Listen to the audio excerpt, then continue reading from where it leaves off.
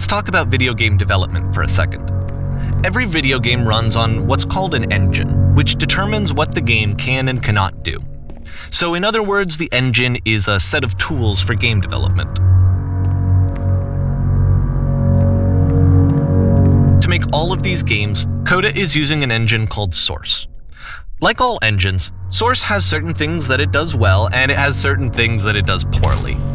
One of the things that it does very well is boxy linear corridors. That's why so many of Coda's games are set in these large, flat, empty rooms, is just because he's working with what the engine does well. The tools available to the creator shape what kinds of creative work they're going to end up making. You might consider paying attention to the architecture in Coda's games, to notice how they seem to stem from an engine that's very good at producing linear, boxy corridors.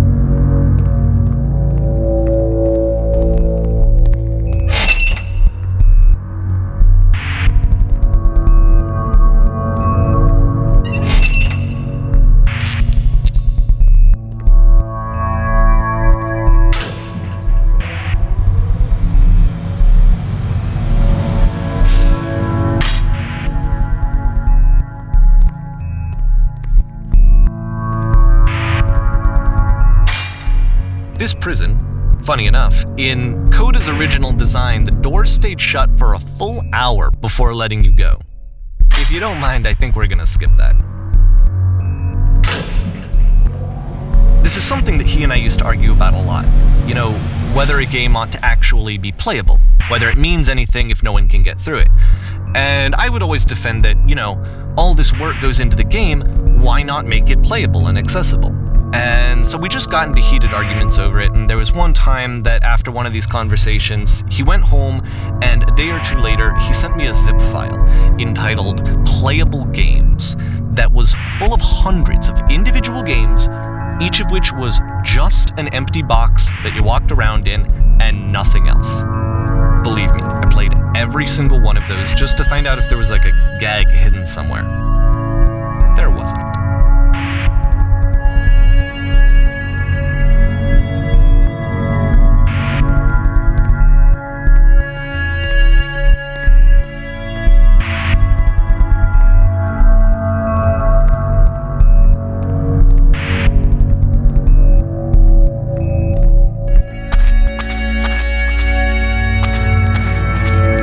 It's the puzzle again, with the exact same solution as the last time.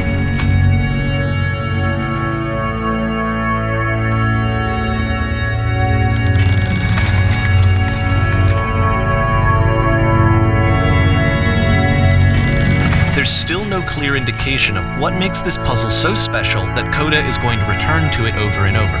But I promise I'll share with you my interpretation very shortly.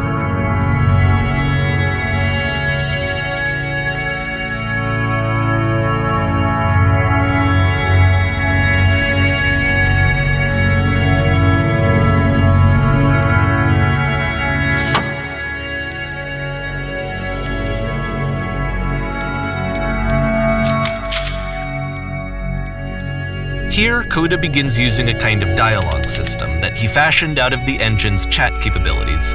Use the 1, 2, 3 buttons on your keyboard to respond.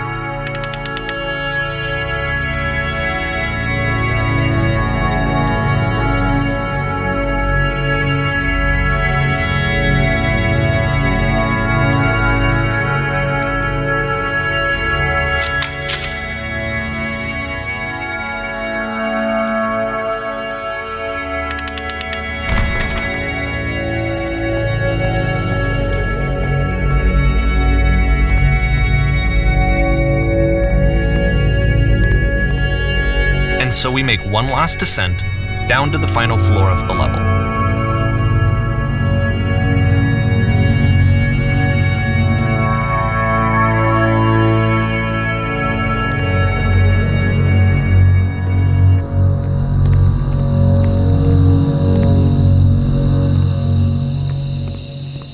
It's a lamppost. Okay, I can't tell you quite why, but for some reason Coda fixates on this lamppost. It's going to appear at the end of every single one of his games from here on out. I'll tell you what I think. I think that up to this point, he's been making really strange and abstract games with no clear purpose, and maybe you can only float around in that headspace for so long. Because now he wants something to hold on to. He wants a reference point. He wants the work to be leading to something. He wants a destination, which is what this lamppost is. It's a destination. We're going to see it in the work as well. His games are just going to become a lot more cohesive, a lot more fully developed, with more of a clear idea behind them. And as we go, that idea will get clearer and clearer and clearer.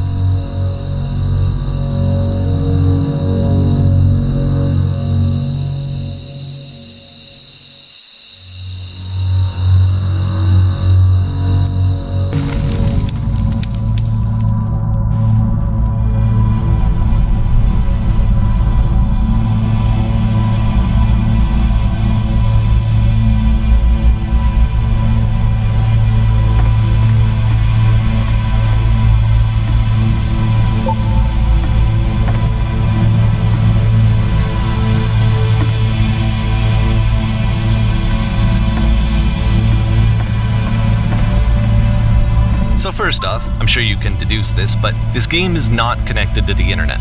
All of the notes that you're going to see have been written by Coda. This was actually the first game of his that I ever played. This was shortly after I met him at a weekend game jam in Sacramento, where I grew up.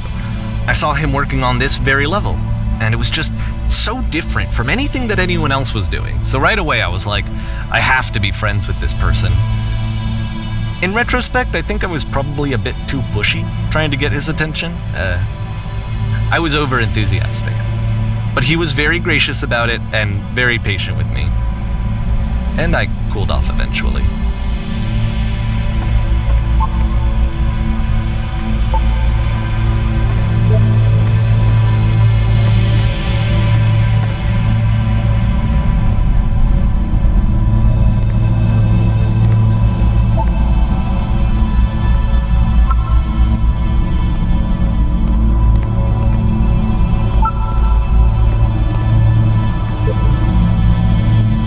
Feel free to skip over any of these notes if they're not doing anything for you. Nothing extra is going to happen if you read all of them.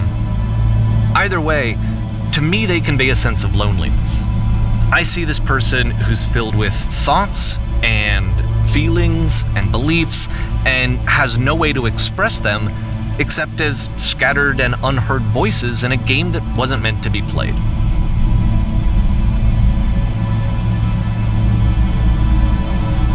But it's ironic, isn't it, that in playing this game and seeing how alone Coda often felt, that we get to know him better and actually kind of connect with him.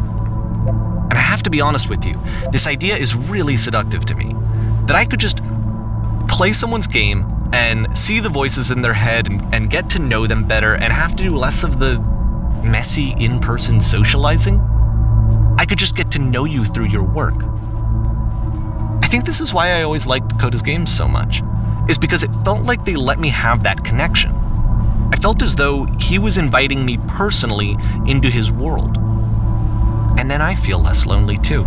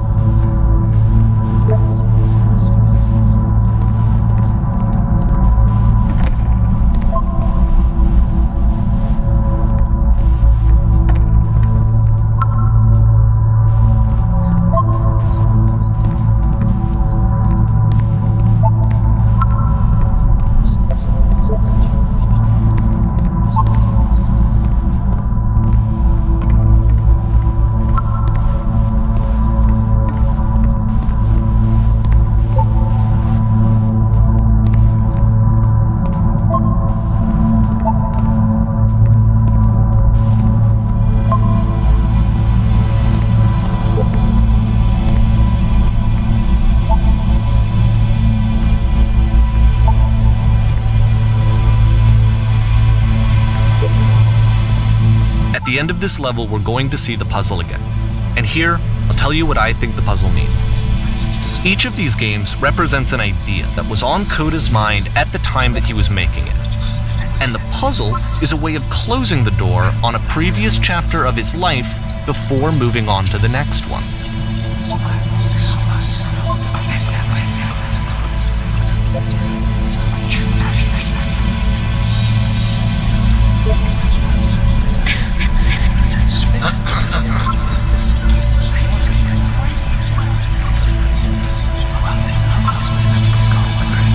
In each of his games, after exploring a theme that, he might find difficult, Coda can then place this puzzle that he knows has a reliable solution, he understands exactly how it works, and so it gives him a simple mechanism for moving on.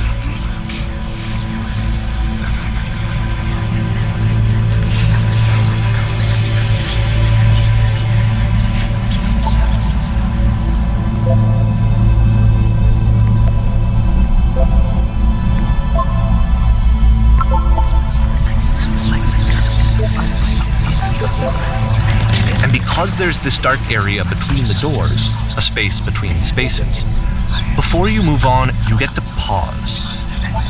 Just for a moment, a few seconds to reflect on and let go of the events that led you here. To step back and connect the pieces together. To grasp at that elusive bigger picture.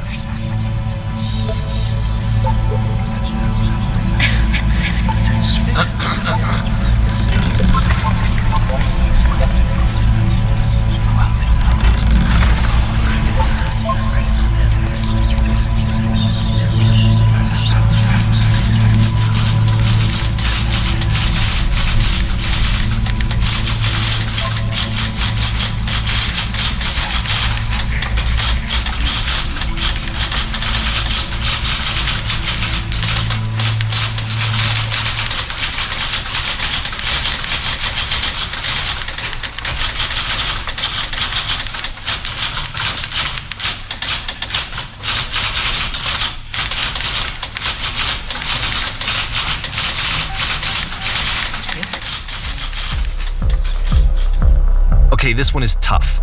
It's gonna kinda just spin its own wheels for a few minutes. Hang with it.